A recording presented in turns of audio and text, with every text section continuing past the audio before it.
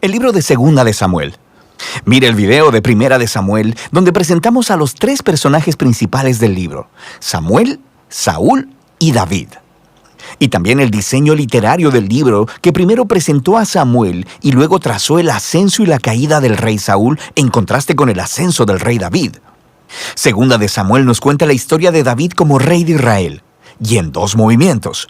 Hay una temporada de éxito y bendición, seguido de un gran fracaso moral y sus tristes consecuencias. Y luego, el libro termina con una bella conclusión que reflexiona en lo bueno y lo malo en la vida de David, generando la esperanza de un futuro rey que vendrá de su linaje. Así que Segunda de Samuel continúa después de la muerte de Saúl, y David sorprende a todos componiendo un largo poema en donde lamenta la muerte del mismo hombre que intentó asesinarlo. Una vez más, el autor está presentando la humildad y la compasión de David. Él es un hombre que lamenta la muerte de incluso sus propios enemigos. Después de esto, David experimenta una temporada de éxito y bendición de Dios. Todas las tribus de Israel vienen delante de David y le piden que unifique todas las tribus como su rey. Así que lo primero que David hace como rey es ir a la ciudad de Jerusalén y conquistarla, y la establece como la ciudad capital de Israel, y le pone el nombre de Sión. Y a partir de ahí, David continúa y gana muchas batallas y expande el territorio de Israel. Ahora, después de hacer a Jerusalén la capital política de Israel, también quiere convertirla en la capital religiosa. Así que hace que el Arca del Pacto sea trasladada a la ciudad. Y luego, en 2 de Samuel 7, él le dice a Dios que como Israel ya tiene un hogar permanente, él piensa que la presencia de Dios también debería tener una casa permanente. Así que pregunta si puede construir un templo para el Dios de Israel. Pero Dios le dice a David: gracias por pensarlo, pero más bien yo te construiré una casa, una dinastía. Ahora, 2 de Samuel 7 es un capítulo clave para entender la narrativa de toda la Biblia. Porque aquí Dios le hace una promesa a David que de su descendencia como rey vendrá un rey que construirá el templo de Dios aquí en la tierra y establecerá un reino eterno. Y esta es la promesa mesiánica a David que se retoma y desarrolla en el libro de Salmos y también en los libros de los profetas. Y este rey se conecta con la promesa de Dios a Abraham. El futuro reino mesiánico será la manera en que Dios traerá su bendición a todas las naciones. Y es aquí, en medio de toda esta bendición divina, que las cosas salen horriblemente mal. David comete un error fatal. No fatal para él, sino para un hombre llamado Urías, uno de los mejores soldados de David. Desde su terraza, David mira a Betsabé, la mujer de Urías, tomando un baño.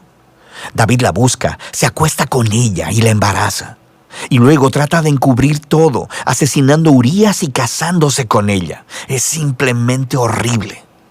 Así que cuando David es confrontado por el profeta Natán acerca de todo esto, él inmediatamente reconoce todo lo que ha hecho. Es quebrantado, se arrepiente y pide perdón a Dios, y Dios lo perdona. Pero Dios no quita las consecuencias de las decisiones de David.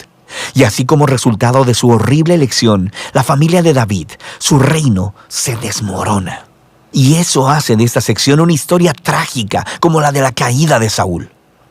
Los hijos de David terminan repitiendo los errores de su padre, pero de maneras aún más trágicas. Amnón abusa sexualmente de su hermana Tamar, y luego el hermano de ambos, Absalón, se entera de todo esto y manda a matar a Amnón. Y luego Absalón va y trama un plan secreto para derrocar a su padre David, y empieza una rebelión a gran escala. Así que, por segunda vez, David es obligado a huir de su propio hogar y a esconderse en el desierto, excepto que en esta ocasión él no es inocente. La rebelión termina cuando el hijo de David es asesinado, y eso rompe el corazón de David, y una vez más, él se lamenta acerca del hombre que intentó asesinarlo.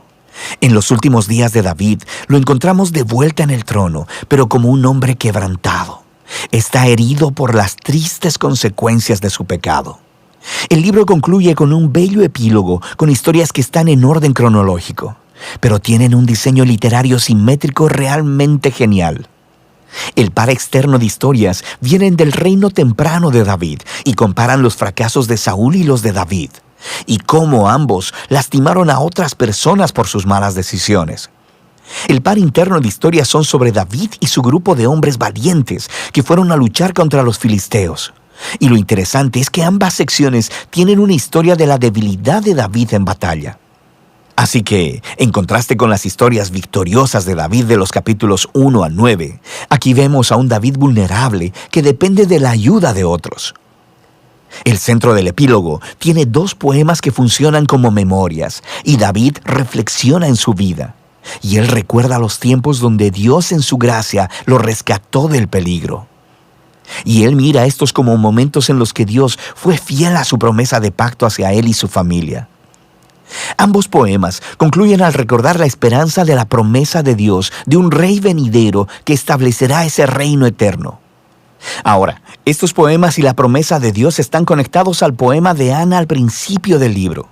Y así, estos pasajes claves del principio, los del centro y los del final del libro, unifican todos los temas del libro.